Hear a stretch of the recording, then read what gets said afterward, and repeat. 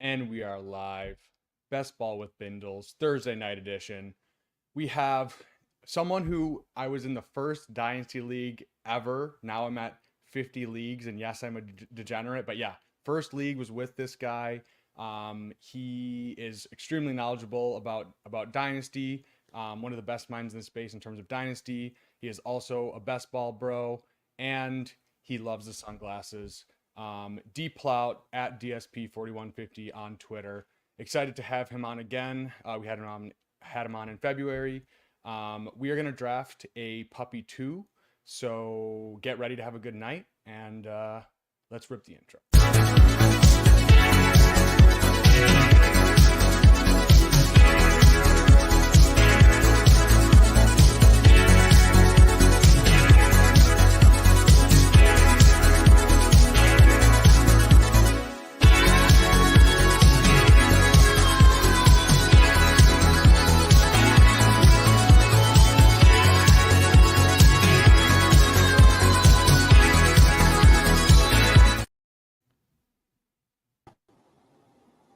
GM to everyone in the chat. We got Flatulent in here. We got Thomas Avery. We got Aaron Sandy, and we just got a membership from Thomas. Thank you, Thomas, for joining. I will message me on X, and I will send you the link to the Discord. David, thanks for coming on again, man. How's your week been? How have your drafts been going? And what are the vibes like on this Thursday for you? Yeah, doing real well today. It was a beautiful day here in New York. It was like 90 degrees or so. Ripped a couple puppy 2s from the park earlier. Madison Square Park guy, if anyone's a New Yorker out there. Doing real well. Drafts are flowing. We got the puppy 2 open, obviously. And that's one of the bigger small money tournaments of the summer. So I've just been trying to get quite a bit of action in there. I am up to 18 drafts or so. In that probably will get close to 50, maybe up to 75 tournaments, about 30% full right now. But thanks for having me on, man. Happy to hop on and get some reps in. Yeah, dude, I've been wanting to. I know you came on in, I think it was February, which is crazy. It's been that Sounds long. right. And we were talking some Dynasty, but yeah, I really love the way you approach best ball. Obviously, you're like a very data heavy guy. So I know you've put out like the Stackmaster 9000 and 9001, and like you're tracking your exposures and kind of some interesting pairings and stuff. So what if kind of is your general like approach to best ball, knowing that you kind of like have that data approach, and just from like an overall standpoint, like do you draft more BBMs, do you draft more smaller tournaments? Kind of what is your best ball background? Yeah, for sure. So I've been playing best ball for a few years now. I think this is my 4th year. My first year, I probably got maybe 20 drafts in or so. Last year was upwards of 300. This year, I am tracking for a similar amount, likely. I'm up to 165 right now, and I believe 13 or 14 of those are BBMs. And that's a little bit more of a bankroll thing. I want to save my BBM bullets for later in the summer. I'll probably do 30, maybe 40 BBMs total. So that's, proportionally, I'm maybe a third of the way through that. And then I'm just getting most of my action in a lot of the smaller dollar tournaments, puppies, poodles, Pomeranians, Schnauzers. I'm losing track of all of these names. There's so many now, it's crazy. Yeah, exactly. But so any of the single entry, 3 entry, 5 entry, I'm maxing all those. Some of the 20 entry and 25 entry, I'm getting mostly full on those. And I haven't really dabbled in Eliminator or Sprint or Marathon or even Superflex. I think just kind of from a bankroll perspective, I want to get a lot of action down, and I just don't have the bankroll to get a lot of action down across all of these formats. So doing like 3 or 5 sprints or marathons just doesn't really do it for me when probably all those teams would be dead just because I wouldn't be familiar enough with the tournaments and the rules to really hone in. Yeah, I feel like you want to, right, like you need to know where your edge is and you want to lean into that. And it's kind of the same thing like for Dynasty. Like I want my leagues, like I have a few leagues that are like different, slightly different settings, like one more flex or like 1.75 tight end premium or something like slightly different. But like at a certain point, if you're doing so much volume, you need to just be able to lock in on one thing. Otherwise, it's just like yeah, like I've done a few eliminators and I've done a few other tournaments, and it's like I just feel like I don't know fully how to do this. Right. Yeah. If I waded into those waters, I would be paying the rake. And some teams that I do in the normal stuff, I'm certainly paying the rake sometimes, but try not to. Yeah, I mean, so yeah, talk about kind of your stack master and kind of like how you like you're very like I said you're very good at tracking your stuff and everything. So how does that play into kind of how you're approaching these tournaments and kind of like what is your process like in terms of that? Yeah, absolutely. So I try to leverage a lot of the really good thoughts and research that other people in the industry have put together. One piece that I've really been loving recently is the Michael Leone Best Ball Manifesto from last year. I've tweeted quite a bunch of things about it. And really the one thing that I've really loved from that piece is that he did a little bit of modeling and a little bit of work to try to figure out how much each pick is worth, right? We know intuitively that pick 1 is worth more than pick 10 and 20. And we know that it's not really linear. So using his data to try to hone in on what each pick really represents, and then trying to use that within structures, I think is really how I'm trying to do it. And additionally, each individual team might not be perfect, but when I'm drafting a team, I'm living in a universe where it is. And on the whole, I just want a portfolio full of well-constructed teams that are individually perfect in their own universe. And I hope that at least 2 of those universes line up and I get a little bit of sweat in week 17. Yeah, how have you been focusing more still on week 17 or have you been looking at week 16? I know you do some crazy galaxy brain like different like matchups and different teams that play each other like throughout the playoffs and whatnot. Like have you found yourself doing a lot of that or just like when it happens it happens? Like what do you have like that Stackmaster pulled up? Like what is like in the draft? Like do you usually draft from your phone? Do you usually draft from your computer? Yeah, I probably do. I probably do like 60% from my computer, but definitely quite a bit mobile. And I can pull that stack mask. I have to take these off. I can't see a thing. Yeah, it's okay. We can take them off. So if I can figure out how to use this screen share stuff, I can bring that stack master up and If you need me to share, hopefully we can. One sec. I think that is it. Are you able to? I think you have to. Here we go. Cool, very cool. Yeah. So this is a little peek behind the curtain. This is pretty much home base when I am drafting for my computer. And over here on the left, this is the Stackmaster 9001. I post it every so often on Twitter, and basically it's just kind of like within each week 17 matchup. So right, starting here, Arizona versus the Rams.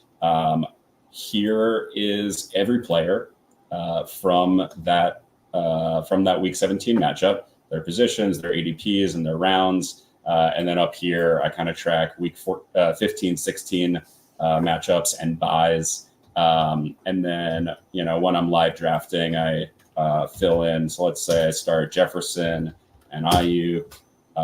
Then those kind of auto-populate over here for me, which I find really helpful So that way I can just kind of visually see, oh, I'm building a front side stack on Minnesota Green Bay, and I'm in round 6. So, look out for Addison and Watson. It's like kind of the star method, but in spreadsheet form. There's nothing groundbreaking about this for sure, but I find it really helpful to visually have this in front of me when I'm drafting. So this is pretty much home base for me, and it shows the matchups. So that's I think that's pretty helpful. Yeah, it's just nice, and yeah, your formatting is beautiful, as it's been said before. But yeah, it really does like just help whatever keep. There's a lot of information, right? Like the stacks. We I think you have what week 16 and 17 matchups in there, kind of bringbacks. Just a lot of stuff going on, but it's like all in one place instead of having to tab to different stuff and kind of keep everything in your brain. There's already a lot going on in any one draft. So Yeah, wow, that's really cool, and it's really whatever, just a good tool to kind of keep everything in front of you and keep your process consistent across drafts. yeah, for sure. Do you? I have some like portfolio stats in here, just to kind of give a sense of how I'm treating drafts. So I think elite tight end is, I think elite tight end is really one of the keys this year. I do not know who will put up the tight end 1 season, but I want to have them regardless. So I am at 58% plus another 5% of double elite. And then when I'm not doing that, for the most part, I'm doing someone in the window and someone late, or 3 late. And then so you elite tight end guy, that makes sense based on your dynasty approach as well. But yeah, exactly. And then on quarterback, I'm also I am a little bit above on the 1 elite, which I'm defining as through pick 60. But that's mostly a representation of my Lamar and Anthony Richardson rather than anyone else in that range. So not as much the pocket passers and just kind of leaning into those guys that are, I mean, yeah, it seems like A Rich is kind of like, I think we can see the upside for him in the 5th round there to be the QB1 if everything kind of comes together. I know you kind of have been in on the Indianapolis offense. Why is that? And what are you usually doing? A Rich and then one of the later pass catchers, or how are you approaching them as a whole? Yeah, so just I switched over visuals for the folks at home watching. So here I basically have 3 columns: under market, at market, and over market. These guys, under market is less than 6%, at market is 6 to 10, and above or over market is over 10%. So I'm sitting here at 11% Richardson. So almost 1.5 market, and I'm definitely starting a lot of these with Richardson. And more so than pairing him with Pittman, who I'm doing some, but not all the time. I'm also finding myself drafting a ton of Malik Neighbors. That's who I'm looking for. So I'm at like 19% Malik Neighbors. And then so I'll do a lot of like round 3 Neighbors, and then get Richardson and tack on a lot of Downs. And so Downs here, 23%, 80 Mitchell, 13%. Unless in a vacuum, I wish I could draft Downs over Mitchell, but it's like a 2-round difference, so I can just draft both, is my viewpoint. So a lot of it is Richardson's rushing is phenomenal. I think Shane Steichen, their head coach and offensive play caller, did some really awesome things last year. Even in a year with Gardner Minshew playing like 13.5 games or so, they were a borderline playoff offense with a lot of awesome plays, a lot of like a lot of really cool concepts. And I have no clue if Richardson is going to be a good NFL quarterback. But if he is, he crushes fantasy, and that's not a interesting or novel thing to say, but I would like to believe that world is here.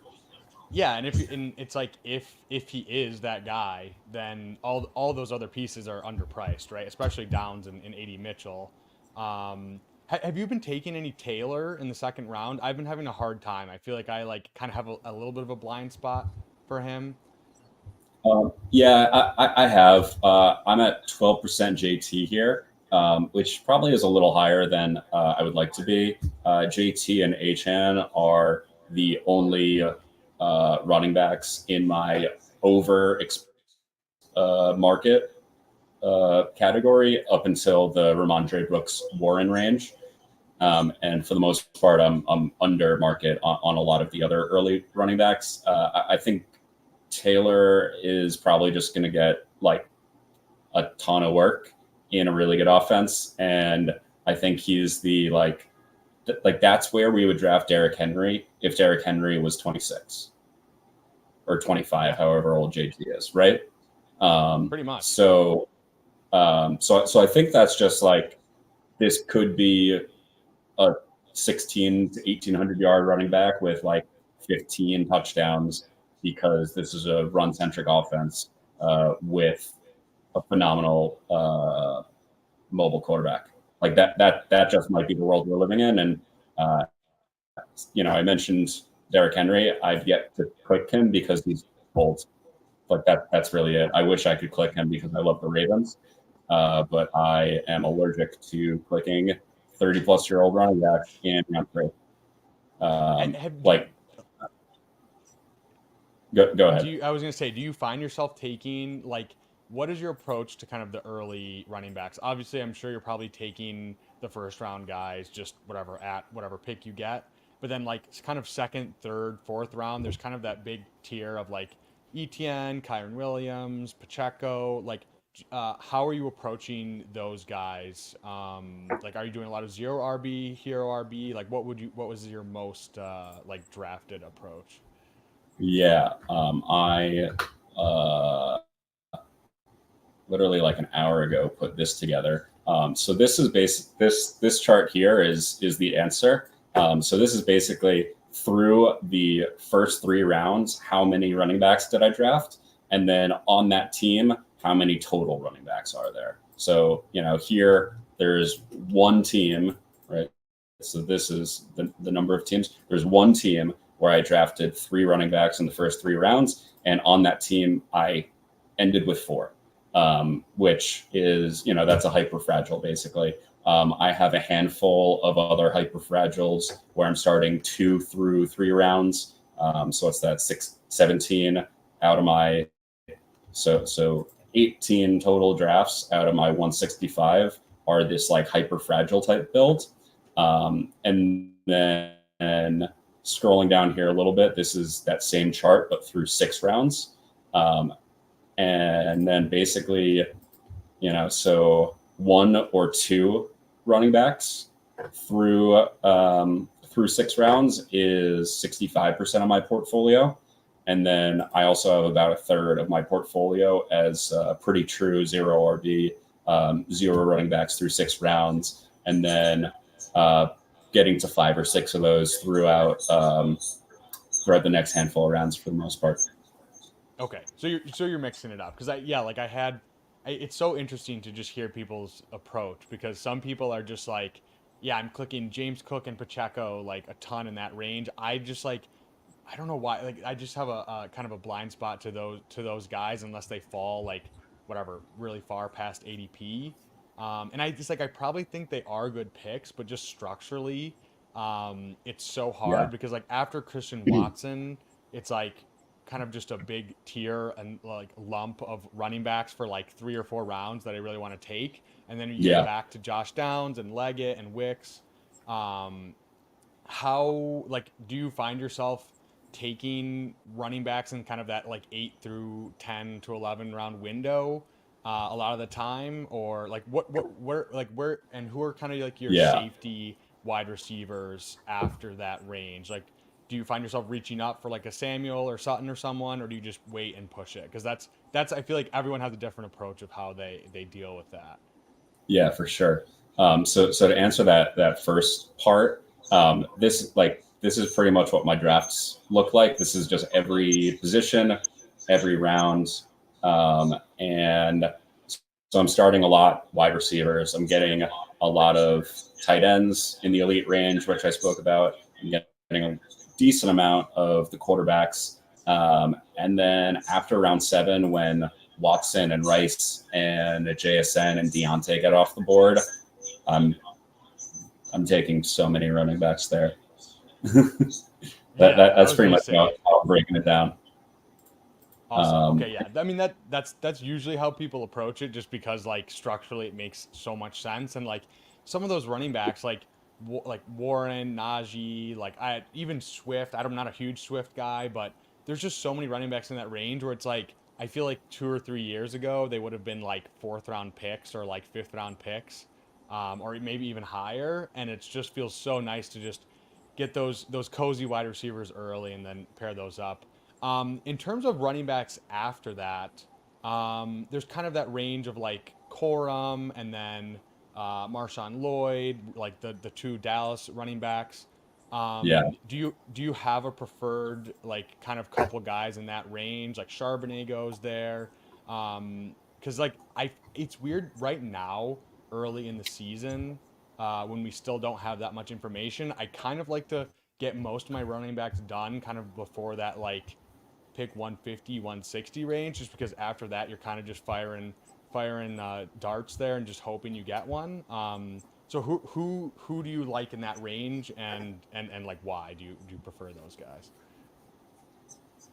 yeah. So I think Charbonnet through like Chandler, pretty much is the range where it's like, okay, this guy probably has a pretty decent role each week, and then after that, It uh, doesn't feel great. yeah, I'm clicking a lot of Khalil Herbert. There was some report he might be on the roster bubble. I don't think that's right, but like, um, maybe. Could I'm be. clicking a lot of Elijah Mitchell. We got some preliminary feedback. He has the role as the RB2 there. Clicking a lot of Deonta Foreman as kind of, especially when Chubb was going a whole lot higher than he is now. I thought this was a way better cost adjusted bet. Um, and I still think it's a pretty solid bet.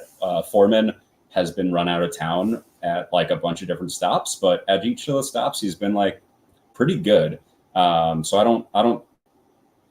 There must be some reason he's not, getting work. But that Achilles is so far behind him at this point, and he's, I think he's a better rusher than Jerome Ford if Chubb does not get healthy or does not stay healthy. Right? I mean, these ACLs aren't always perfect to come back from.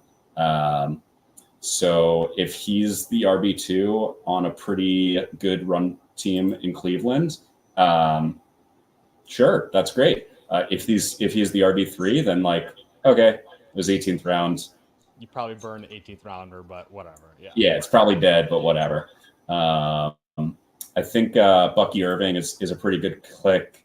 Antonio Gibson, Ramondre just got extended today. I don't think Gibson is going to take any of his work, but I think Gibson it's the Zeke thesis from last year. He's a like quality enough all-purpose guy that if Ramondre misses time, then you get a lot of work, and that's great. And then I don't know who else. Braylon Allen mixing in more that we have a little positive feedback. Jalen Wright last year. One of my theses was just take a Miami running back in every draft, sometimes two. I think that's still a good bet. Yeah, I was taking way too much Jeff Wilson and not enough Raheem Mostert, so I definitely want to spread it out between the three this year for sure. Right, Um, right. so yeah, I let's see, we have a bunch of chats in here. Yeah, AZ Mountain Mensah just tuned in. Is this a statistics class? No, but it could be based on how good these charts are. Purple Yosh says I too am drowning in small dog breeds. Yeah, it's just absolutely crazy. Like best ball is blowing up, and they're trying to slow down the BBM fill rate, and so they're just like, okay, every 3 days, since all the sickos are filling these contests, they're just pushing out more and more and more content, um, or more different contests. And then Purple Yosh says you clicked Yeah. Herbert because he would be the best running back on like 5 of their teams at least. Him not being a bear is a feature, not a bug. I mean, I definitely think that's one of the outs. It also Yeah. one of the outs is just Swift is DeAndre Swift, and he just pisses off the coaches by not doing what he's supposed to do. And I think Herbert is super talented, so I think he's Yeah. a very good click at where he goes. Yeah. It's I think ambiguous, but Roshan you kind of want to Johnson. lean into that. Yeah, I think Roshan Johnson is like kind of crowned as really good, and I don't think we have that much evidence that he really is. He was like a pretty competent part-time player next to Bijan, and then last year he didn't really play a lot after going in the fourth round. And Khalil Herbert was pretty good, so I don't know why Chicago would go and get rid of Khalil Herbert to feature more Roshan Johnson. And DeAndre Swift has pretty consistently not been that good as a rusher for sure. As a pass catcher, he's certainly the best of the three there. But like as a pure rusher, if he is going and getting like 50% of early down work and Swift gets the other half plus all the late down, long down and distance, short down and distance stuff, like that's a pretty valuable role in a good offense in round 18. Totally fine with that. Yeah, and in Purple, I was just saying Swift does get dunked by every coaching staff. It's like the idea of Swift is really cool. You're like, Yeah. oh, this guy can catch passes and like he's explosive. But then it's like when it comes to real life football, like the pass blocking, like running where you're actually supposed to run, Right. and just like fumbling and just weird shit that like coaches don't love. So we'll see. I mean, he did get an absolute bag. So like I think they're gonna try to feature him. I'm just not sure how well it's going to go. Right. Whatever, whether just through those mistakes or through injury. I'm not going to predict injury, but he has been a guy who has been injured a lot too. So if I Mm-hmm. can bet against that, I definitely will be. Um, so Tyler says my mic is dummy low. Okay, well, okay. I'll try to fix it, but let's see. Do you want to anything else you want to talk about exposures or anything else before we hop into a draft? Um, I think that was mostly what I wanted to go over and what's like interesting. At some point, I might break out the combos bit for when we're in the draft and we're trying to see some stuff. I think that might be. I think that's a fun concept that I've been working through a lot, but Okay, there's yeah, nothing to for talk sure. about at this moment. Awesome. Yeah, why don't Cool. we hop into a draft? If you guys want to get in here with us, we will be doing a puppy two. And yeah, let's get into it.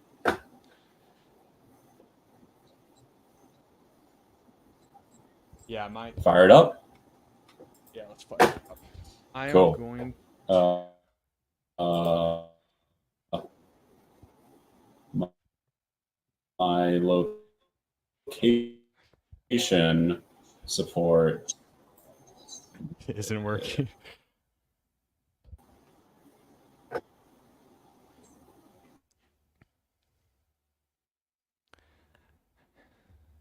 Um, Everyone, how is my you have ESPN? You can read lips. Um, yeah, Tyler, my let's is this better now that I'm holding this up because I can't tell. I don't have a producer, so I can't tell. Uh, I had to last minute change my setup. As you can see, this is neither the balcony nor um, the bedroom. This is the living room. Um, okay, perfect. So if you guys want to jump in with us, let's see what's going on here.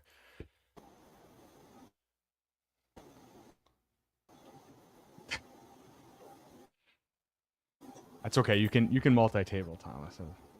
Need a bathroom stream? Hey, that is Oh, innovative there we content go. right there.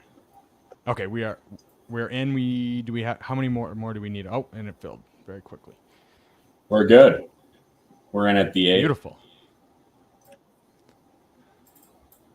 So Do we know these are you names? just handling the? Sorry, go ahead. What are you saying? I was just saying if we know anyone, any friends of the draft, friends of the Friends and channel here. family. I don't know these Line names. of scrimmage is Yeah. Charlie, who is in here with us. He's always in the All streets. right. I don't know if there's anybody else who got in here with us. I don't see All anyone right. else. So Yeah. Charlie is drafting All right right. next to My us. my internet was running slow for a moment. All good.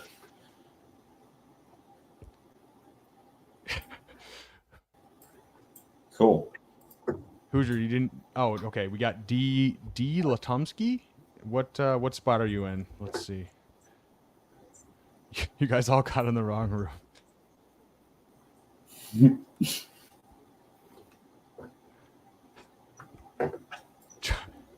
Okay, so maybe we're actually getting the reverse streamer EV. So usually that people are coming in trying to get the EV from us because we're the streamers. But I think everyone's multi-tabling because they were trying to get into our room, and so now we're gonna have the leg up on them. So Oh, nice. Nice. so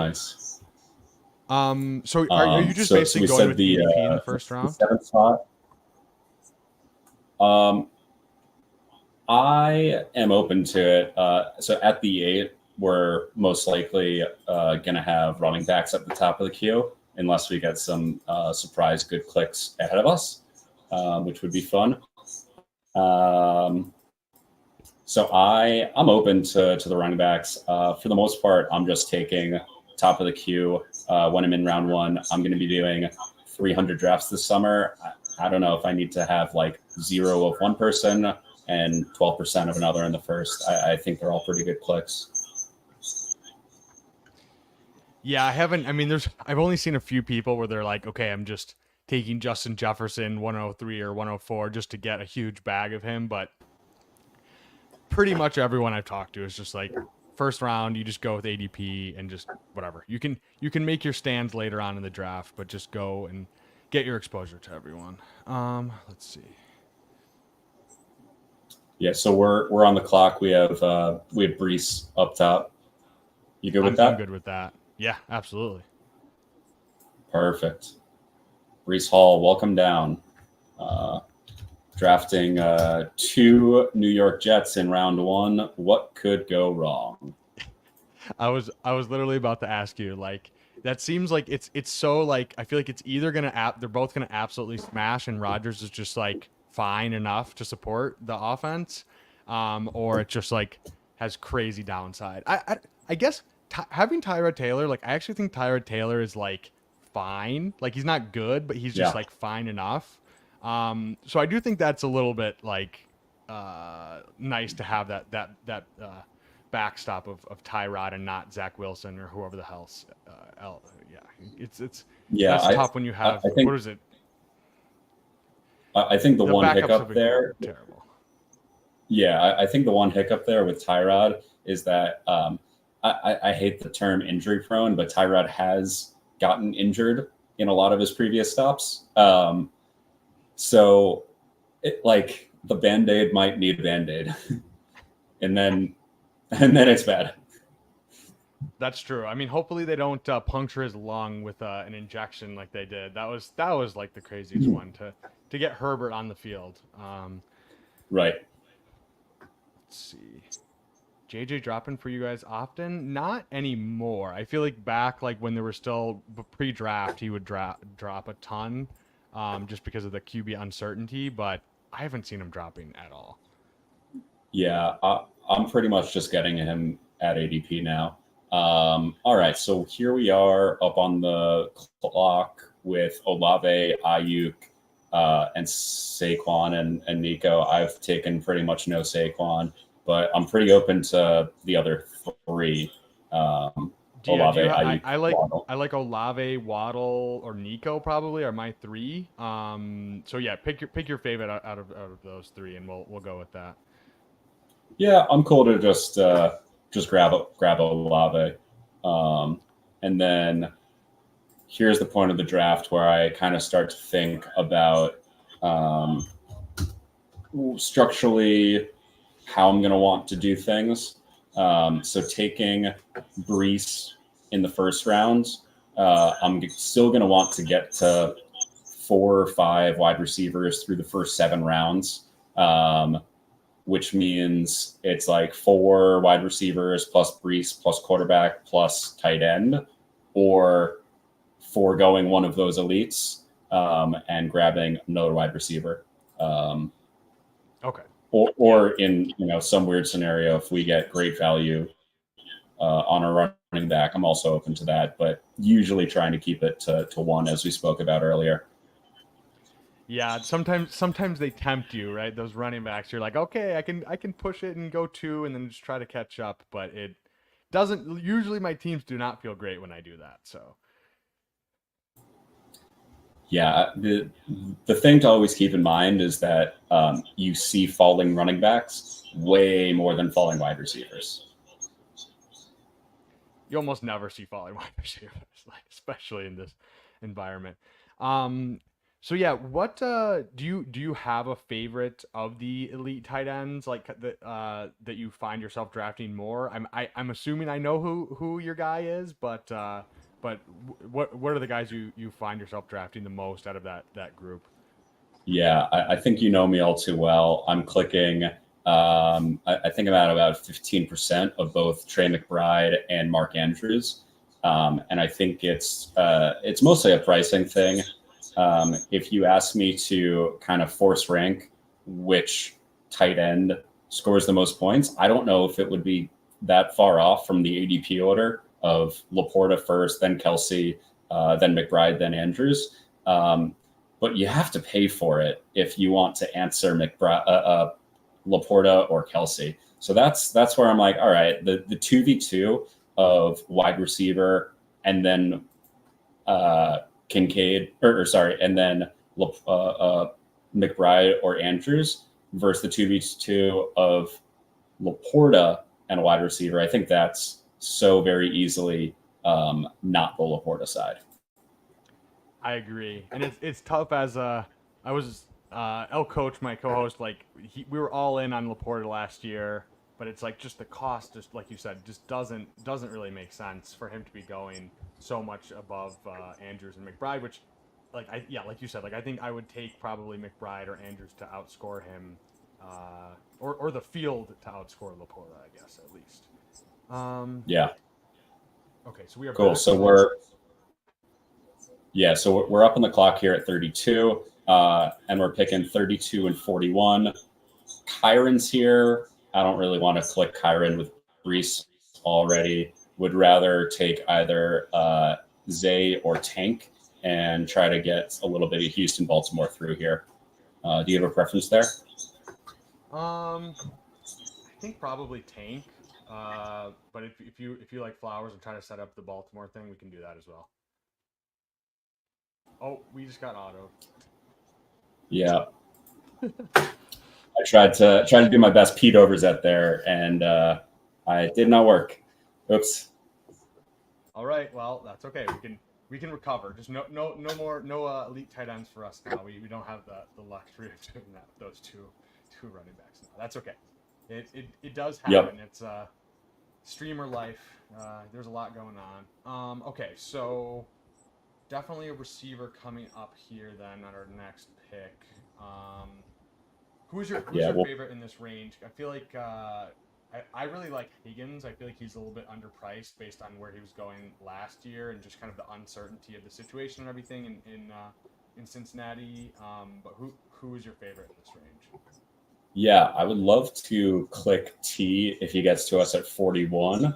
And if not, I'd be pretty comfortable clicking Christian Kirk or Amari. Pretty good on either. I think the Pickens click is significantly worse than the other two right there. I agree. Just seems like such a thin bat. Like probably not a crazy high passing volume offense. Um, and I don't know. I don't trust Arthur Smith. I know he was actually fine as an offensive coordinator, but it just doesn't feel great there. Betting on Yeah. efficiency.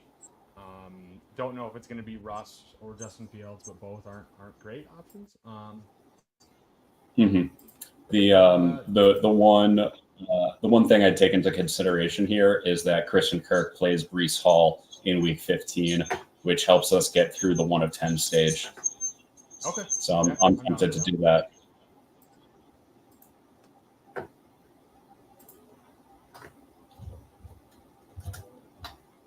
Yeah, and then also, I didn't even notice this, but Brees Hall in Week 15 gets Jacksonville, gets Christian Kirk. In Week 16 gets the Rams and Kyron Williams.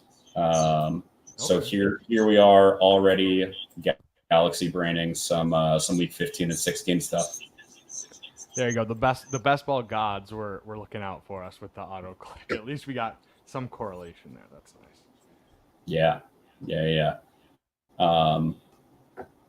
All right. So line of scrimmage and D. Latomsky are our buddies, right?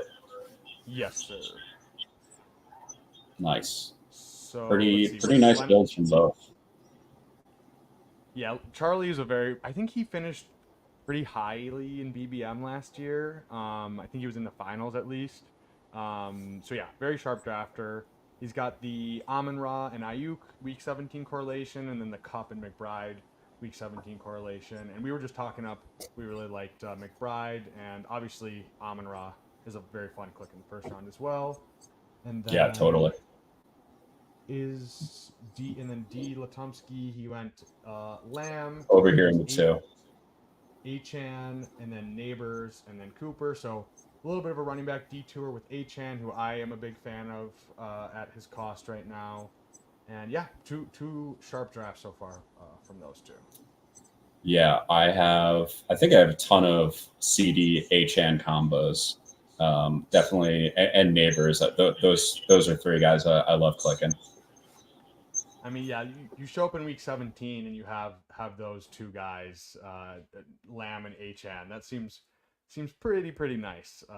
The upside on those two is pretty crazy, especially on the same team. Oh yeah. Third in BBM 3. Okay, wow.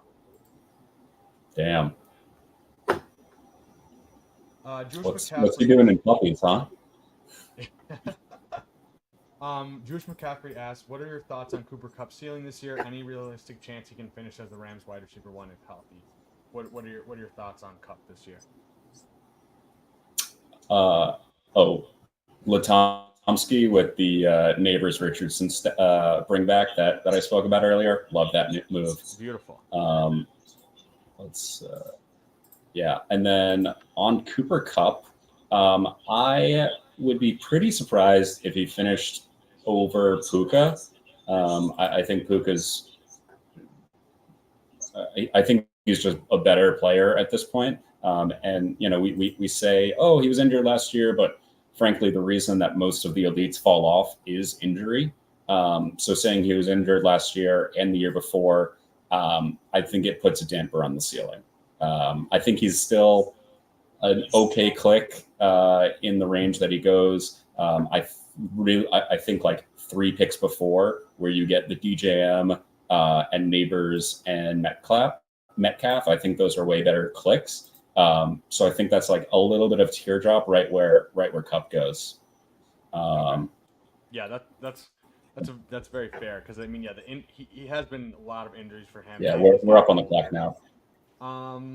Yeah. Do we have any correlation here? I think Green Bay is a little bit, but I would be comfortable taking Hollywood's value at this moment, unless you think otherwise. No, that's fine. I'm good going Hollywood. Have you been taking a lot of Hollywood there? Not really. Not really. I think he's like the one chief piece that I'm not really overexposed on. And I think Pat also. I think Mahomes, I'm pretty neutral. But as a Hollywood stan at his cost in Dynasty, I think his his best ball cost at being ahead of Worthy and ahead of Rice and not far behind Kelsey, I think that's just wrong. Yeah, I think that's kind of how I feel as well. It's just this the people being scared of obviously the rookie uncertainty with Worthy. Obviously Worthy still goes very high as well. And then just the Rice suspension stuff. So yeah, definitely at cost prefer Rice if I can, right? Like I think he just was very good as a rookie. I know you do your wide receiver charting. I think it was 2.5 yards per route run. Yeah, Or no, and then 85 PFF grade, I believe, was both of pretty those, sick. which are both pretty. Yeah, those are pretty fucking sick numbers. So yeah, I'm buying. I've been trying to target him in Dynasty as well. Definitely, like earlier on, the panic meter has gone down a little bit, obviously, so it's a little bit harder to get him, but definitely still a target for me where he goes in like startups. He's still going like usually seventh round or like late sixth round, which I feel like the guys going around him are like JSN and Jaden Reed. So I mean, you can make the cases for those guys, but I just kind of want to bet on the uncertainty with Rashi Rice. Okay, we are back on the Yeah. clock here. Who is your favorite wide receiver in this range? So we're back up on the clock. I click a ton of Odunze. I have Hopkins starred as a Jacksonville bringback. We don't really have much for the rest. I would do a McConkey and do later Herbert. I think that works if you're Okay, all right. let's go McConkey and just take the rookie upside shot. How do you feel about McConkey's price here? Knowing you can backdoor stack him with Herbert. Yeah, so I think his price, McConkey's price, it's fine enough. I think Herbert's price is awesome. So when I'm clicking McConkey, I want a lot of Herbert. And I'm also clicking a ton of Polk and a ton of Drake May, a ton of all the Patriots. So getting McConkey up front just kind of helps me set that up, which I always like. And then we're going to be up in a handful of clicks. I have Hopkins and Engram starred as some Christian Kirk aides. We also, Godwin, Coleman, and Deontay will be values by the time it gets there, if they get there. So pretty good to take any of those. We're at 2 running backs, 4 wide receivers with Brees, Kyron, and then Olave, Kirk, Hollywood, and McConkey. So definitely want to get another wide receiver here if we can, or a little bit of Jacksonville stacking is fine. Yeah, we're catching up at wide receiver after going those 2 early running backs. Feel pretty good. Obviously, Olave and Kirk feel very solid. Hollywood, like we said, not taking a ton of him, but fell a little bit past ADP. And then, yeah, I would be very happy if Hopkins or Deontay fell to us. I would feel very good about that. We'll see what happens. We still have a few picks here, and then, yeah, JSN. I don't know. I'm not super into JSN. But I know Gretsch was pretty high on him, and a few other people I've talked to have been. But I know you like I said, you do a bunch of wide receiver charting and whatnot. So how do you feel about JSN and his cost going into year 2? Yeah, his rookie year was very fine. It was kind of like Josh Downs' rookie year, though, and there's a huge price difference there. So, like, when you put together the prospect profile on a fine rookie year, I think he's a fine click, but I don't think it's like the best click on the board necessarily. He is right at the end of the tier. So I do click quite a bit of shit. I need a wide receiver 4 or 5 here before it turns green and purple. Yeah. So yeah, so I if Yeah, exactly. It's fine. And I also like the Chicago pieces and some other Seattle pieces. Um, so I think within the context of the universe that he's a good click, then it's a fine price. Sure. Yeah, I'm assuming we're gonna go Engram here just for the correlation and considering I think so. not Yeah, huge Jameson Williams guys. no. I think his price is his price was like kind of okay when it was pick 100, and I think it's really bad now that he's creeping into the back of that tier with that ends with like JSN and Deontay and Christian Watson and Coleman, whoever else is in that tier. Um, I, I I just don't think we have enough evidence that he's in that skill level. Yeah, I know. Pat Carrain had the Coach Speak Index guy on a couple days ago, and they were just basically saying like, yes, he's getting good coach speak, and like they're saying that he's progressing and kind of making progress in terms of kind of just like knowing his shit and like doing his assignments and everything. But it's like they still haven't really come out and said like, okay, he's gonna be the starting wide receiver too, which is kind of scary considering the only other guys are DPJ and Khalif Raymond. So I do think he will have that role, but with Laporta, with Amon Ra, and then obviously they use the running backs a ton. I'm just it just doesn't line up to me where his ADP is. Like you said, like pick 100, 110, and if you have like some 49ers and some Lions stuff going on, it's fine. But I don't know if I'll take any Jameson Williams like if he stays at his current cost. So okay, so So here we are coming up. Um, I think Sutton is an okay click since we're behind the 8 ball at wide receiver. But if we don't like Sutton that much, then I really like Brooks, and we can do Zamir White coming back on Olave. We can get some late Saints stuff or some late Vegas stuff. Um, Always good for Jalen Warren. But I don't know. What do you think of Sutton? yeah, I kind of like Sutton. I'm kind of a Bo Nix fan. Oh, and he goes Sutton. Okay. So do we just take Jonathan Brooks and just eat our running back Wheaties and just come back to wide receiver later on? I think that's where I would lean. Yeah, I think that's a better outcome than chasing Curtis Samuel. So just Brooks or White. Who do you like? I like Brooks better, especially with the too early. But if we want to go correlation wise with White, that's fine too. We do have a little bit of a delay, so sorry you guys if it's a little choppy. I noticed it's a couple seconds of delay between me and DPLAUT, so bear with us. My bad. Mm-hmm. Okay, so we Cool. have Brees Hall, Kyron Williams, and Jonathan Brooks at running back. So definitely a 5 RB build here. And then Chris Olave, Christian Kirk, Hollywood Brown, Lad McConkey, and Evan Engram at tight end. So a little bit behind the 8 ball at wide receiver.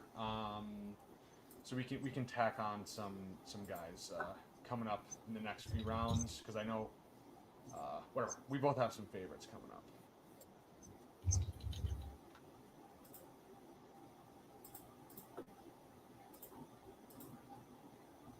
Yeah, just went ahead and start up some folks to try to do some Jacksonville, some Charger, uh, and Patriots. Yeah, I've not in Dynasty, but in Best Ball, I've been kind of okay with Josh Palmer. Like I just feel like I'm not a QJ guy. Um, Not a QJ guy, and I do think their defense is going to be pretty bad. So I think they will be passing more than people think they're going to. And yes, I am. If Brock Bowers were to make it to us, I would definitely be down to just do that and figure out wide receiver later on. Yep. Yeah, Brock Bowers will be our wide receiver 5. I just I understand why he goes where he goes just based on like the uncertainty, but like personally, if I could like take Brock Bowers in pretty much every draft, I just would do it. I just I know Jacob was kind of talking about like just so few players like actually matter, and he's one of those guys where if he is who we think he is based on his college profile, like he could really matter. And it's not like his competition is that it's like Devontae, and then Jacoby Myers is a good player, and he's always undervalued. But if Brock Bowers is Brock Bowers, then he's not probably going to stop him from doing anything, and then Mayer might stop him from running like a full allotment of routes. But I think he's the type of player where they're going to utilize him creatively and get him the ball.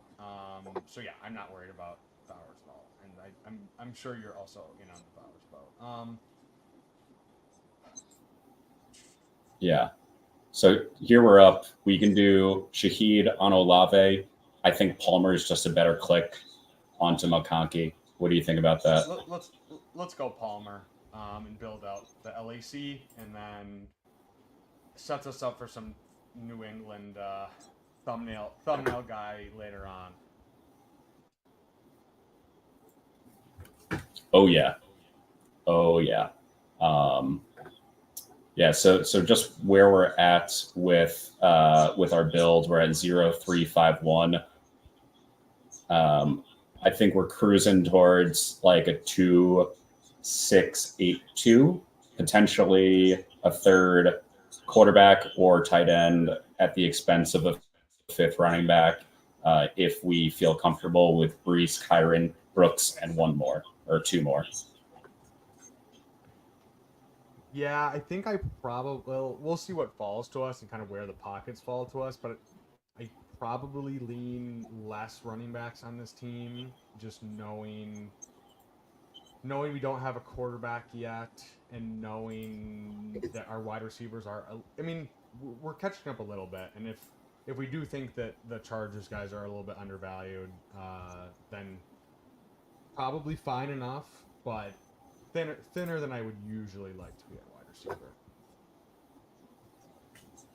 Yeah, I agree. We potentially, I don't know how much we like to spoil in advance, but please don't snipe us if you're listening. We could go like Lawrence, Herbert, Polk, and we're double stacked on two quarterbacks with bringbacks. If it falls to us, I'm definitely down. So do you want to go? Do you want to go Lawrence here? Oh, Fishboy took him. Oh shit. Okay. Um. Okay. Um, yeah, I would go Myers to the top of the queue with actually Mike Williams. Fucking.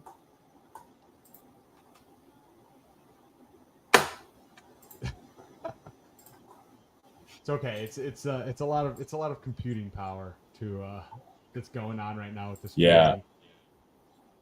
I don't I think my internet's running a little slow.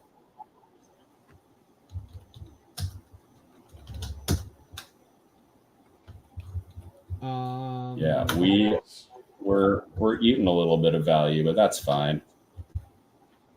It's fine. I actually don't mind it for this team where we're just get some solid production at wide receiver. And Jacoby was actually like we feel like we say every year, like he was pretty solid, and he actually did have some spike weeks.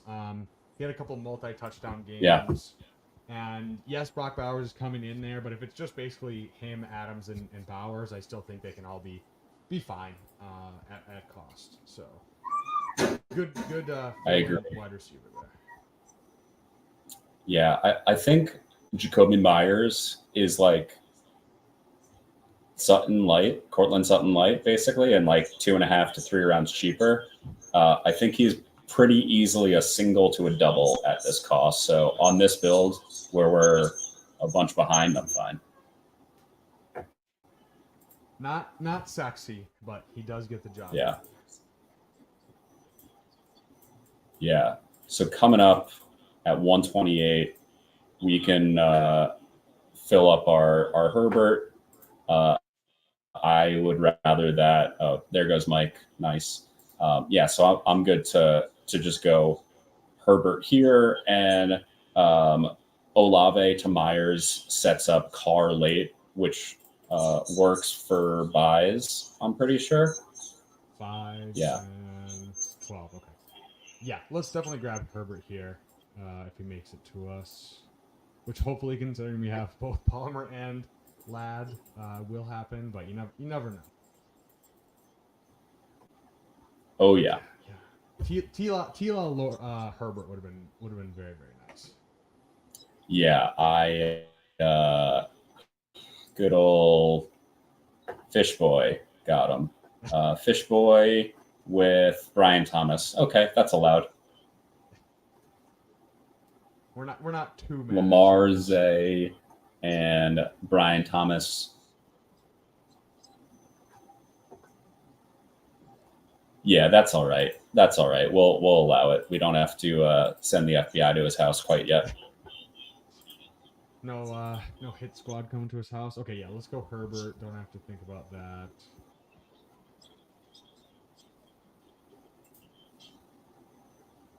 And then okay. So Yep. we got our one QB.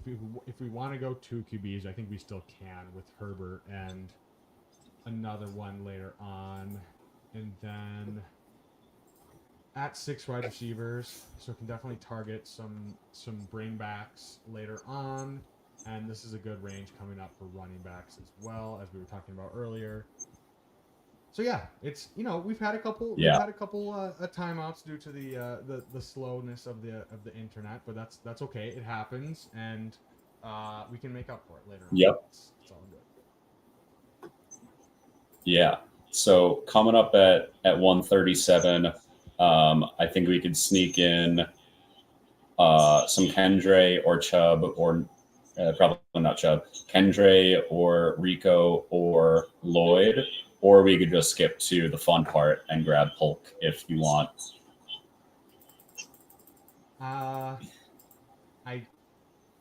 don't want Charlie's behind us, so I don't think we have any. I was gonna say I probably just would go Polk, knowing that we have those 3 running backs, and so like just the wide receiver room being a little bit thinner, and Yeah. I think Polk is underpriced based on just the New England stink on him a little bit. I definitely think he could be going higher up. Yeah. What is your Polk exposure looking like? It's a lot. I would happily add to it or pass. I'm at like 25%, something like that. I'll whip out the combo tool after this if that's easy. But I think at our next pick is 150 something, 152. I think we could do Wright or Algier or Davis or Vidal. Actually, Vidal fits that really well. Makes sense, yeah. Vidal or Gibson at the 150s with Polk at 137. I think that, and then that gets us to 7 through 12, and we can mostly pump the brakes on that. Yeah, that feels pretty good. We also do, I think correlation boosts up Polk, but we do have still Downs and Leggett here. Would you entertain either of those, or just go with the Polk thing, knowing that we think he's undervalued there? We can do Leggett and Brooks if you want to do Bryce. If not, I would say Polk. I'll let you make the final choice there, because I like both. I'm super in on both. So if you want to get your guy and get Polk, and we can set up a thumbnail Drake May, then that's pretty good. It's hard for me to pass I on think one, I like.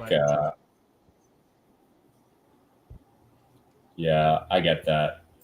I think since we have front side Herbert, McConkey, Palmer, I think Polk gets boosted up a little more than Leggett, to, because although we do have Brooks, Leggett and then tacking on Bryce later would work. But I probably feel more comfortable going Carr to Olave and Myers than forcing Bryce with 2 rookies. I think it's the right move. I think it's the right move. I find myself taking a lot of Leggett, but given the correlation and everything, yeah, I think that makes perfect sense. And okay, so now probably a running back coming up here. You talked about Lloyd. You talked about Ray Davis with Rico. I think Rico, if he falls to us, I'm not sure he will, but that would be fine enough. What do we have any correlation wise? Do we have anything? We have the Jets. So we have Brees. Vidal. What are your thoughts on Vidal given his cost? It's kind of pricey given that we don't really know what's going to happen, but I think I like it based on just betting against Gus and Dobbins. But how do you feel about Vidal? Yeah, I would love to bet against Gus and Dobbins being good, but I don't know if I have to do it through Vidal. Like the history of 6th-round rookie running backs is just bad, and we're picking an outlier in round 15 or 14. It's okay. I don't think it's awful. I know Gretsch is pretty in on it, which means I probably want to be somewhat in. It seems a little pricey. Yeah, I'm mostly just not clicking a ton of Charger running backs. And then when we get an answer in a month or 6 weeks or whatever, then I will chase that guy up the board. Sure, once we have more information. Okay.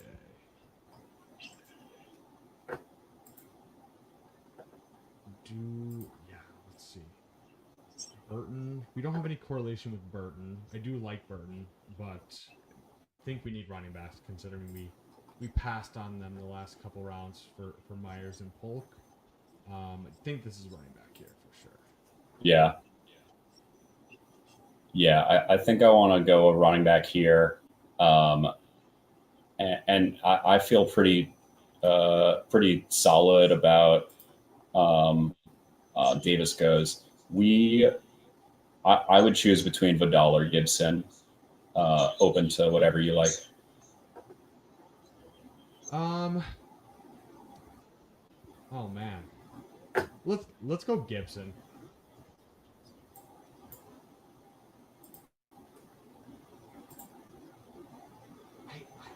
We were talking about Ramondre earlier. I do think Gibson, like, it's like you said, the Zeke bet from last year. Gibson, while he has not been great the last couple years, I do think he still has the pretty crazy contingent upside, given that he is a pass catcher and he's 230 pounds, so he can take carries if given the opportunity. And this is just like a perfectly fine cost for that bet right now. And so yeah, Vidal probably like the higher, just like upside if he is the RB1 there, but like you said, the 6th-round pick aspect doesn't feel great, and it can help build out our bring back on the Chargers. So pretty into that. Yeah, and then I'm comfortable addressing tight ends pretty late on this build. I think we're okay at running back for now, but for quarterback, I think we could circle in on May later if we like that. I usually like to get quarterbacks from different Week 17 games. So if we want Carr for Olave or Rodgers for Brees, I think that's also fine. Rodgers, we would probably have to do here. That's like kind of weak to do Brees with his quarterback, I think. But he is a pretty good pass catcher. So we've had worse ideas. Yeah, luckily we don't have to make that decision with Rodgers coming off the board. I don't know. Nice. If I have Garrett Wilson, then I'll just take with Rodgers because they're so correlated, I feel like. But if it's anyone else with Rodgers, I'm just like, I don't even feel like I need to do it. Okay. Yeah. Vidal makes it all the way back. Vidal's still here for us if we want to do that. Yeah. I'm fine with it. I mean, I feel like this is pretty. Yeah, I'm fine with that, and then just get our quarterbacks later on. Yeah, and I think so. We have 4 clicks left. We need minimum 2 for quarterback and tight ends, and then definitely at least 1 more wide receiver pick. I think we could for tight ends we can get Conklin as kind of the Brees adjacent. Betting on the Jets without actually betting on Rodgers. I think Jonnu is just a really good click at that price. And then Juwan Johnson, he's injured, but I don't know. Like, what if he just plays the last 10 games? You know, even if he misses a bunch of time, I think that's still a fine click in the 200s. Yeah, especially with Engram covering off, and Engram's buys week 12, so like, right, that should be fine to carry us through until we get to the playoffs. And if we have, right, Jawan had a crazy week 17 game last year. He was a tight end 1. He did, man. So yeah, I feel like that actually Yeah, feels pretty so good, we especially with our other Saints and Las Vegas stuff going on. Yeah, so let me know what you think about this. We can 176. I don't know what we want to do, but then we can do May and Carr and Juwan Johnson on the back end, and that gets us to a 3, 5, 8, 2. I think, if my math was good.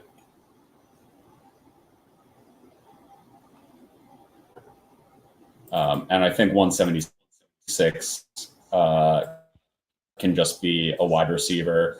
Jermaine Burton, if he makes it, that would be sick. That would be a beautiful pick if he were to make it to us. Yeah, or Corley there, and I think we could probably take those guys off, or actually, if they both go, I would be fine taking Baker or Pop.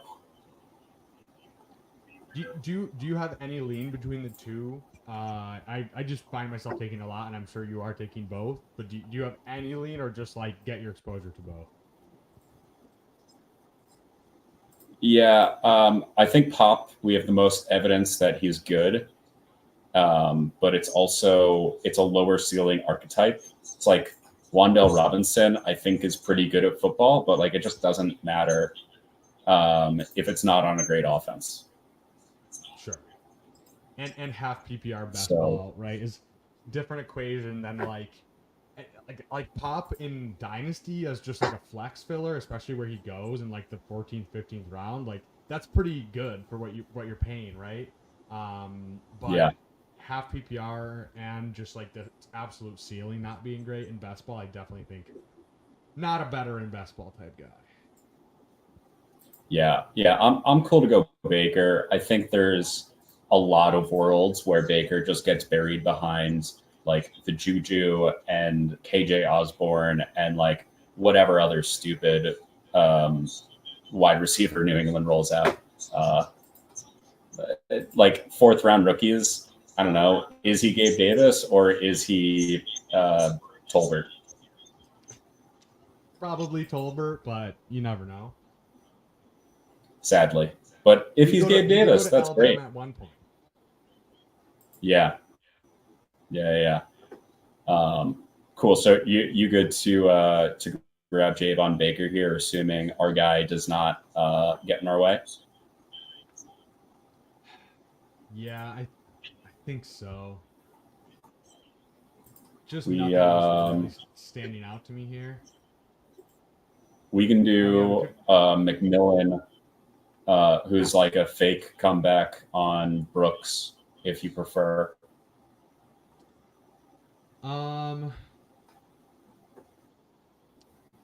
We only have we have Polk. So I mean, if you let's go McMillan. Let's switch it up.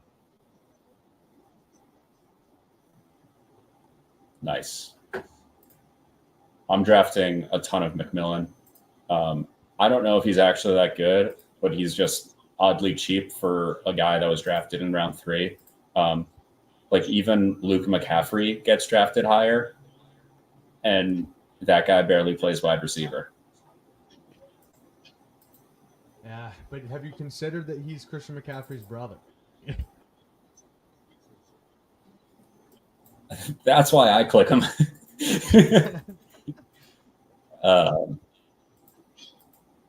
Yeah, and then so now we have 3 more picks.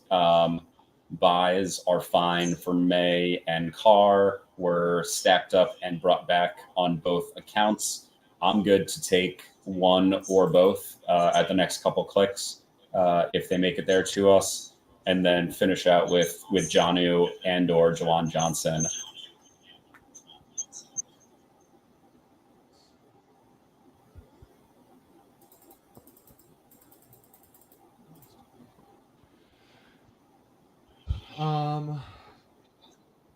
Yeah, do we...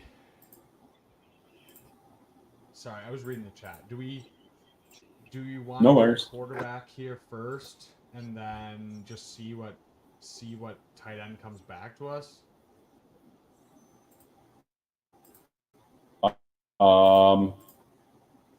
Probably. I don't see a huge difference on the tight ends, and I'd rather stack the quarterbacks. Who do you want to lock in here, May or Carr? We're locked on both. I feel like Carr, if we're making the Olave bet, I feel like I'd rather stack with the guy from round 2. And like Yep. you said, not having the 2 guys in week 17 playing against each other, I think also is a slight lean. I actually kind of like Carr. I don't know, like I think Carr gets kind of overhated sometimes. Like I know he's not like anything special, but he's not like that bad. Yeah, I think Carr is probably the same thing as Aaron Rodgers, and he's way cheaper. Yeah, pretty much. Yeah, cool. So do you want? So we're for the folks at home, we're hanging out. Justin Herbert, Derek Carr in the quarterback room. We have Herbert double stacked, actually triple stacked, with Kamani Vidal, McConkey, and Palmer. And we have Carr single stacked with Chris Olave. We have Jacoby Myers as a week 17 bring back for him. We have Jalen Polk and Antonio Gibson as week 17 bring backs for Justin Herbert. I know we had a couple misclicks, but it actually, I don't know. I kind of like this team. I feel like we figured it out.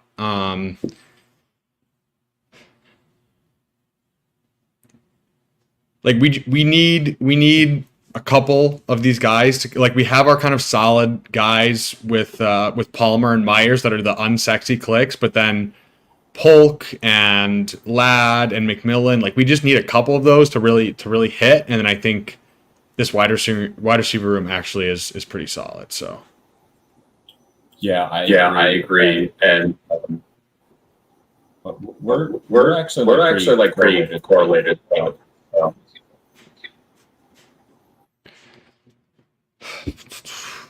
Yeah, I know.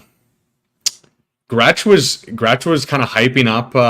We do have 2 of Gretsch's guys here with McMillan and Jalen Polk on the same squad. But he was kind of saying like McMillan kind of popped a little bit more for him. Like he thought prior to this year, I believe McMillan had an injury, which kind of slowed him down a little bit. But like McMillan's like you said, like I don't think he should be going where he's going based on him going round 3, and I think he does have a lot of upside. I don't know. Like, I guess the only thing holding him back is just like, is it Trey Palmer? Is it him? Obviously, I think I would take McMillan to win that wide receiver 3 role. But I guess that is the one thing where you're just like, okay, maybe there's a little bit more uncertainty than I want to actually acknowledge. Okay, so Yeah. So Yeah. we So had we had John who we had John who disappeared from the so we so have we have Juwan Juwan Johnson, Isaiah Lee, Jacob Jacob Conquo. Conquo. This is a This is a stack, stack. likely Likely random random and Okonkwo be would be a Jack. a Jacksonville running back. I think I would just go Jawan. I just think he has the most. I guess maybe not. Maybe likely has the most upside if Andrews were to get hurt. But I don't really want to live in that world mentally. Yeah. I feel. Yeah. I feel like I'd go Jawan here. I think obviously injured to start of the season isn't great, but he is stacked and whatever. He was the tight end one in week 17 last year. So maybe 2 years in a row it'll happen. I agree. I agree. And then just one more. Greening. We have Drake May in the chamber. if we want. I think a three then with Ingram, Javon, and one of these guys would be good. Yeah. Let's see, because do we have anything else that correlates or anything? Not really. Yeah, Jatavion Sanders, but I'm not super into him. And he oh no, he doesn't. Likely goes. I don't know. I'm not really a Chig guy. We have Knox. Off Reese. Parkinson. Parkinson has been getting a lot of hype lately. Yeah. A week ago, Hayden Hurst. Tight end one. Probably not. I think we have enough Chargers to not do that. Okay, here's the do we just ride out the two tight ends, or do we go with the poster boy, the DPLAUT poster boy here, and just go Drake May? I'd kind of say we go Drake May and just say fuck it. I'm open. Let's go Drake May for the boys. We got to do it for the bid equity. He is our co-host based on the thumbnail. He's here with us in spirit. Yep, he sure is, man. Hoosier Diva says, I don't know what happened in my draft. I think I blacked out. Were you multi-tabling Hoosier?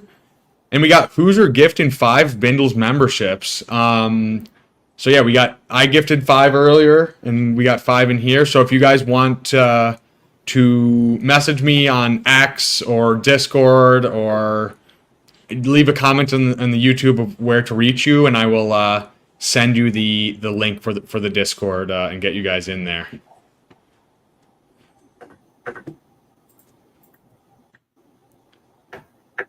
So DPLAUT, do you want to run through the squad really quick and kind of talk through how we feel about this team overall? We had a couple misclicks, but I think we didn't drop the baby. Yeah, I think we saved it in the end.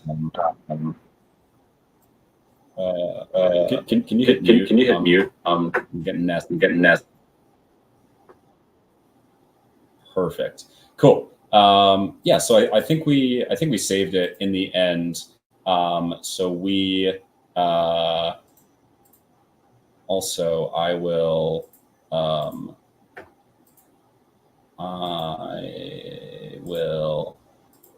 share this.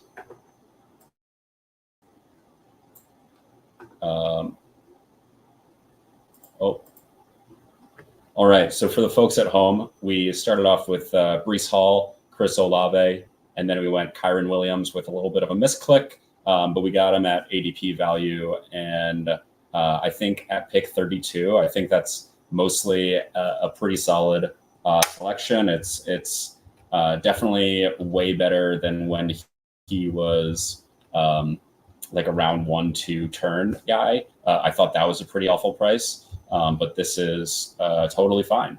And then we went Christian Kirk and Hollywood Brown. Hollywood fell to us a little bit. Not a click I'm doing all the time, but certainly good enough to mix in.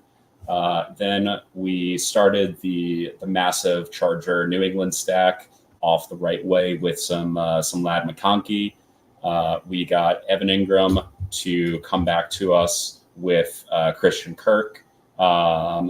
Then Jonathan Brooks kind of eating the RB start to go Brees, Kyron, and Brooks through the first 8. It's a little heavier than usual, but I think it's totally fine as long as we correctly go Palmer and Jacoby Myers, which are not sexy clicks by any means. But I think they're both going to be like singles or maybe doubles if you get lucky at cost. And I think they're not so different from like Cortland Sutton, who would have been here at like pick 89 instead of Brooks. I forget, he might have even gone right before us. He went one pick before, yeah. So that couldn't even get that. And Herbert, Polk to continue building out the Charger New England stack. And then we got Gibson, bit ahead of ADP, but get your guy, come on. We got Kamani Vidal to come back to us. And then a bit of a random click that just so happens to give us a week 15 bring back. Cool. With Jalen McMillan. And then Carr, Juwan Johnson to finish off the Olave and Jacoby Myers stack from up front. And then we ended it off with pick 209, Drake May. And you can see over here, we have triple stacked Herbert with double stacked Carr and double stacked May. We have one bring back on Carr. And then we have 3 and 4, which is obviously the Charger New England game. We lost a little bit of value. So we our cumulative reaches and drops or fallers netted us minus 18 of the like Michael Leone draft capital points. Okay. Which is it's like 11th round pick, which is not great. But honestly, it's totally okay. What is like your average, like you would say, like across all your drafts that is like picks given up? Because that's actually something I haven't like. That's an interesting thing to think about because I don't usually like look at that. Yeah. So this minus 18 number, keep that in mind. And over here, because of course I did, keep in mind the number 767, which is the cumulative value of the ADPs we selected. So 767 here, that would be like towards the bottom of my, so that's 767. That would be like, in my bottom 10. But I do a really good job at not having a lot of these bad ADP value teams. So that would be like, I don't know, probably in like the 30th or 40th percentile, maybe 35th percentile of like the whole field. Every once in a while, I'll run this for an older team, and it's like horrible. I think it was probably the Jacoby Myers pick that was like 7 picks of ADP. I think we had. Yeah. That definitely doesn't help. So I mean, whatever. I think it's fine. Like it's not like great, obviously, but I think with all the correlations we had 3 stacked up quarterbacks with the bringbacks. I feel pretty good about like all of our like where we allocated our capital. Obviously, Juwan Johnson as the tight end 2 doesn't feel amazing, but I do think it's just the injury right now is scaring people off. Like if he comes back, like you said, like week 10 and he's just playing the last 7 weeks of the season. Like, do we really care? So pretty comfortable buying the dip there. And yeah, I mean, otherwise, I think we made up for it at wide receiver. Even though we kind of started off a little bit slow, I think we made up for it with some rookie upside shots and some unsexy Jacoby Myers and Joshua Palmer picks, like you said. So I don't know. I think this is probably like a B for me. Like, it's not like amazing. Like, we didn't have some things fall our way, but it's not like a bad team by any means. Definitely, like, you can see the upside. It's just a little bit harder to see than some teams. But honestly, this is like most teams for me. Like, I make a joke with Neil Orfield. It's like pretty much every team I draft, I'm like, okay, it's a B or it's a B plus, and like very rarely is it anything lower or higher than that. It's pretty much they all land in that space unless something just catastrophically wrong happens, or you get some crazy ADP values or something like that. But yeah, this is a fun one. Apologies to everyone for the internet issues. I'm not sure what is going on with. I don't know if it's my internet. I don't know what's going on, but we powered through, and that is what happens. And DPLAUT, what else? Anything else you want to say or discuss before we get out of here? Yeah, just one quick note about it would like it so much better if we had our Jags Lawrence and then Herbert, and then we could have gone elsewhere in 16 and 18. I think that would have been better. But we got sniped on that guy, which I think we pivoted and recovered well. But yeah, so we, 3-stack guys. We're here with 8 guys in games. I think this is a B minus team. I'm pretty happy with that. But yeah, thanks again for having me on. I am on Twitter at I post quite a bit about Dynasty and Best Ball. Right now is mostly Best Ball season for me. All my Dynasty drafts are all wrapped up. So I'm kind of just grinding here. I am posting a bunch of what I think to be fun things, but potentially not. So if you're interested in all the stuff that we definitely come follow me on Twitter. Yeah, David, he does, like, I would say he definitely, what he posts, all his charts and everything are extremely well made, and just always kind of point out some very actionable stuff. He's been reposted I think he's been mentioned by Josh Norris and Hayden Winks like multiple times on their show, and like other big name people have reposted his stuff. So that's proof of work right there. If all those very sharp people are reposting you. But yeah, his link to his Twitter is down below. We do have one person in the chat here that wants us to sauce him, the guy in the 2 spot. So why don't we take a couple minutes and sauce him before we get out of here? Yeah. Let me.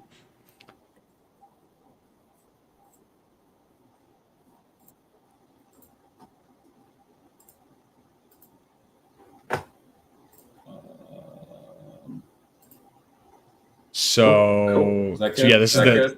Oh no, not that. Oh no, not that. Whatever works best for you. Yeah, we can go through. Why don't you sauce him since we're having a little bit of technical issues. Cool. Yeah, so we got CeeDee Lamb, Devon Achane, Malik Neighbors, Cooper, Richardson. So in those first 5. The Richardson to Neighbors, not stack, but bring back is something that I'm doing a ton. You also have the Achane and Amari Cooper bring back on each other. So, setting up a mid-round QB2 to complement Richardson, I think, through 5 is just already good work on top of CeeDee Lamb, who is a great pick at 2, might be a great pick at 1, and certainly is a great pick anywhere later. So, through 5, this is definitely a team that I'm pretty into. Then we have Godwin and DeAndre Hopkins, a couple guys that I'm like mildly below market on, but certainly singles, doubles, I think Hopkins just does not have the upside that some of the other guys in this range do. He was really good last year at earning volume, and he was like rather efficient on it. But he is just another year older and is not as explosive as he once was. So, maybe he has that, like, I remember that first Levis game. Levis just threw like 3 huge deep bombs to him. Maybe he does that again and dunks on me. But I'm not sure he has that in the bag so often. Then I really love how you stop here at wide receiver, right? So we're at 5 wide receivers through 7, and then we kind of hit the gas on green. So we go Connor, Dak, Tajay Spears, and Blake Corum. The Dak pick to complement CeeDee Lamb from earlier, and then just starting to fill out that running back room is great. Josh Downs at 143 is awesome. Jalen Wright, again, take 1 or 2 Miami guys in every draft, and I think you're going to have a good time. I think that's just how it's going to work. 167 Hawk as the tight end 1 on this team. That's like a 20 pick discount from where he's at.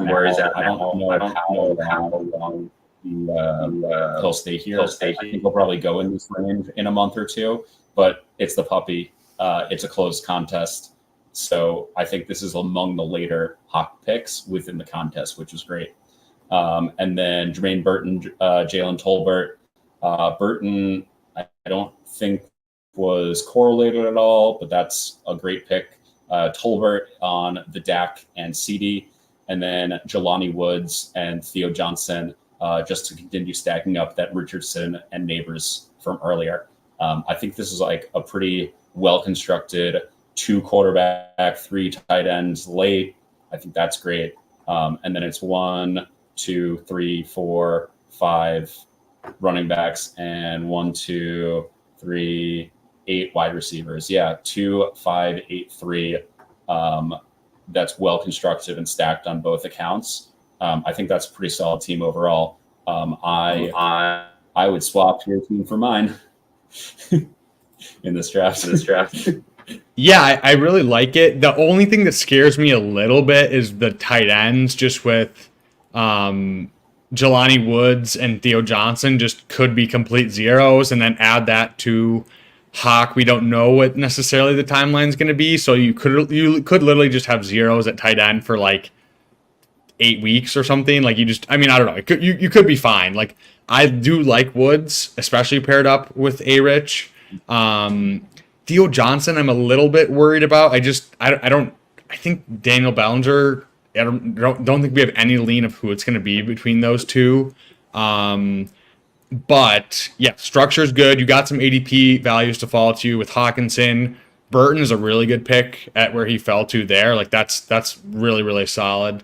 And then otherwise, like, I like the rest of the team. So yeah, if those tight ends can kind of hold it down for the first however many weeks it is until Hawk comes back, then I think you're looking pretty good for the second half of the season and into the playoffs if you can survive that. So yeah, it's a pretty solid team, and appreciate you guys watching with us tonight. We it's they're not all A's, they're not all B pluses. Sometimes the room doesn't fall to like David said. If we would have gotten T-Law and Herbert there, we probably feel a little bit better about it. But I do think we figured it out as best as we could, and I do like getting kind of the Herbert, and then with the New England bring back feels very nice, as I know we're both clicking a lot of New England pieces. So yeah, make sure you guys go check out David on Twitter. The link is down below. Thanks for bearing with the audio and everything issues with me tonight. I will make sure I get that figured out for next time. So appreciate you guys for sticking with us. And yeah, make sure to subscribe if you're not already, as 70% of my viewers are not subscribers. And yeah, go check out all of David's stuff. It is top notch, and I'm sure we will have him on sometime later in the summer to see how his draft season is going. So yeah, thanks so much, everyone. Have a good Friday, and see you guys around.